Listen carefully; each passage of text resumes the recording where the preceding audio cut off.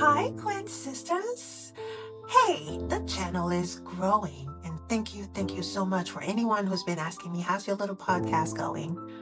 It's growing. Thank you very much. And thank you to all of you for making that possible. Now, earlier this week, I had a deep conversation with a friend. She was going through it, and during the conversation, she looked at me in the eye and said, I've been saying yes my whole life just to feel loved, just to feel wanted.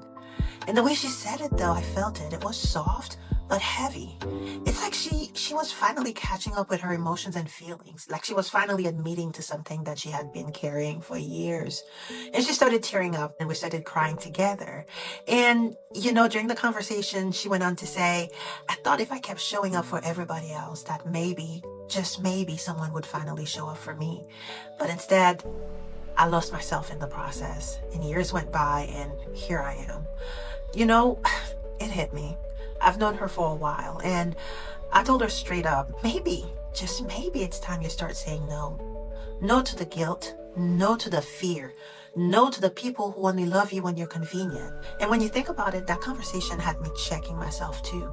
Because the truth is, we are so programmed to say yes.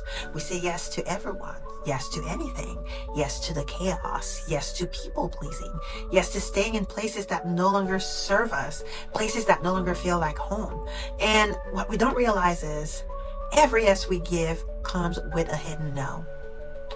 When we say yes to comfort, that's a no to growth, a bad habit. That's a no to your purpose. When we say yes to everyone else, that's a no to you. We don't need more yeses. We need stronger and better no's. I'm your host, Eunika. Welcome to Unika's Box of Chocolates, our safe space for hard truths, bold conversations, and everything in between.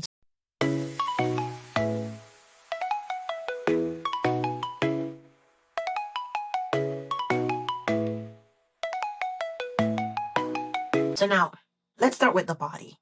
After I had my son, I gave myself grace. I needed it mentally, physically, emotionally. But slowly, that grace started turning into comfort. And that comfort, it started sounding like excuses. Girl, you just had a baby. Girl, you just had a C-section and it was painful. Girl, you deserve to rest. Girl, not today. Maybe next month. Maybe next year. And I started to believe it. I believed it so much until I looked in the mirror and realized that I was lying to myself. I wasn't tired anymore. I was just out of practice. And my comfort started winning. I had to rewire my brain. I've done this before. I knew how to do it, but I had to reapply it to myself. So I started telling myself no.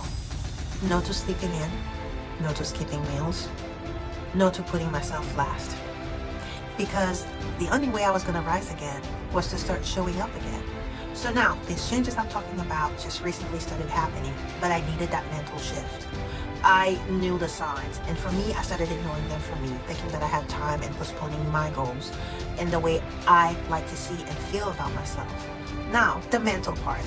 We play with comfort and greatness all the time, but in reality, they can't live in the same space. Every time you choose something that's easy, you're walking away from excellence. That's just how it is. And if you're waiting on motivation to show up, it's not coming. Nobody's coming to save you. You have to just go and get it and do it for yourself. Motivation visits the one who moves first. You have to make the first move. The one who puts the shoes on. The one who hits play. The one who says, I may not feel ready, but I'm getting up anyway. I'm going to get that workout in. Start programming yourself for success. You have that ability. Retrain your brain. Don't let your doubts get louder than your destiny. Stop saying yes to a small version of you. You're not average. You never were, you're not, and you never will. You are not ordinary. You don't owe the world access to your greatness while you ignore your own needs. That's not how it works. The reality is, if you pass today, if you die today, the world will keep going round and round. Everyone's gonna be okay. Which leads me into the soul. Some of y'all are saying yes to people who have shown you over and over that they don't deserve your time. People who have shown you that they don't deserve your heart. You keep giving time, energy, and love to those folks and they never return the favor. That makes no sense. That stops today. Look at me. Today. Your energy is not a clearance item. You don't put your energy on sale. You don't just give it to just anyone that comes your way. Your spirit is not a free sample. And not being rude, you setting boundaries. You being real, you being wise, you being free, you're being protective of yourself. This is your no season. With that being said, let's end with some affirmation. Speak this over yourself. Speak it with conviction. Speak it like you mean it and you believe it. I say no to what no longer serves me. I protect my peace at all cost. I choose myself without guilt or fear. My no is powerful. My no is love. My no is a full sentence. Now, what will this yes cost me? Because your next level, your healing, your growth, where you're trying to get to, it starts with a no.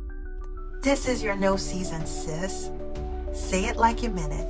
Say it like you're proud of it. Say it with love, energy, and conviction. And if you don't remember anything from the past few minutes, remember this. It starts now. As always, thanks for your time, your energy, and your heart. I'll see you next time for more hard truths, bold conversations, and everything in between.